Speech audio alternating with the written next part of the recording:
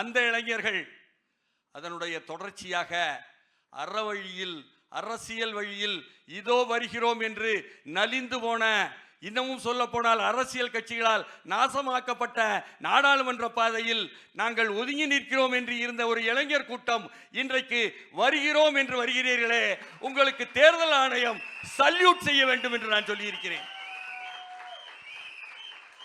நான் கட்சி சார்பற்றவன் தான், ஆனாலும் உள்ளதை உள்ளபடி காலிங் ஸ்பேட் அ ஸ்பேட் என்பதுதான் தெரியும் என்பதனால் சொல்ல வேண்டியிருக்கிறது. எல்லோரும் கரூரை பற்றி அங்கே வட்டமிடும் கழுகுகள் அதை பற்றியே பேசிக் கொண்டிருப்பதை எண்ணும் பொழுதெல்லாம் நான் சொல்லிக் கொண்டிருந்தேன் முன்னாள் அமைச்சரிடம். வந்தவுடன் எனக்கு நினைவுக்கு வருவதெல்லாம் 2025 செப்டம்பர் 27 கரூர், 2024 ஆண்டு அக்டோபர் 6ஆம் தேதி சென்னையில் மெரினாவில் நடந்தது என்ன நினைவுக்கு வருகிறது.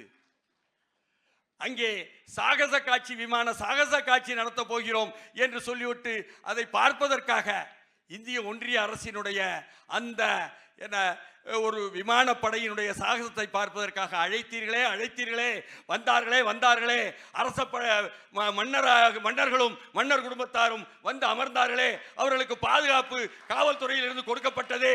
அங்கே என்ன நடந்தது? 5 பேர் பலியாகவில்லையா? அந்த மெரினா படுகொலை 5 பேர் பலியானதை யாரும் ஏன் சுட்டிக்காட்ட மறுக்கிறார்கள்? ஒரு பக்கத்திலே லைட் ஹவுஸ் பக்கம் அவங்களை எல்லாம் வழிவிட்டு அந்த மன்னர் குடும்பத்தை அனுப்பிவிட்டு, இன்னொரு பக்கத்தில் அந்த பக்கத்தையும் மூடிவிட்டு நெருக்கடி ஏற்படுத்தியவர்கள் யார்? காலையில் மெரினாவில் நடைபயிற்சி போகும் பொழுது அடுத்த நாள் நான் எண்ணி பார்க்கிறேன், 5 சிண்டெக்ஸ் தண்ணீர் தான் வைத்திருந்தது. தண்ணீர் இல்லாததால் டீஹைட்ரேஷன் என்று சொல்லக்கூடிய அந்த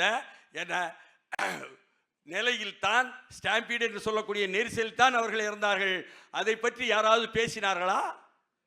அதை சட்டமன்றத்திலே அப்பொழுது இவர்கள் தாமதமாக வந்தார்கள், விரைந்து சென்றார்கள் என்று யாராவது சொன்னாரா?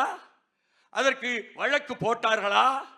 அங்குள்ள மாநகராட்சியினுடைய அந்த மண்டலத்தின் அதிகாரிகள் மீது வழக்கு பதிவு செய்தார்களா? ஆராய்ச்சி செய்தார்களா? அருணா ஜெகதீசனுடைய ஆணையத்தை அழைத்தார்களா? போட்டார்களா? அல்லது வெள்ளம் வந்து விட்டது தமிழ்நாடு சென்னையில், அதை தடுப்பதற்கு முன்தடுப்பு என்று பிரதமர் அலுவலகத்திலிருந்து கொண்டு வந்து திருப்புகழ் ஐஏஎஸை வைத்து குழு போட்டவர்கள் இதற்கு திருப்புகழ் ஐஏஎஸ் வந்தாரா? குழு போட்டார்களா? எப்படி சௌகரியமாக கடந்து செல்ல முடியும்?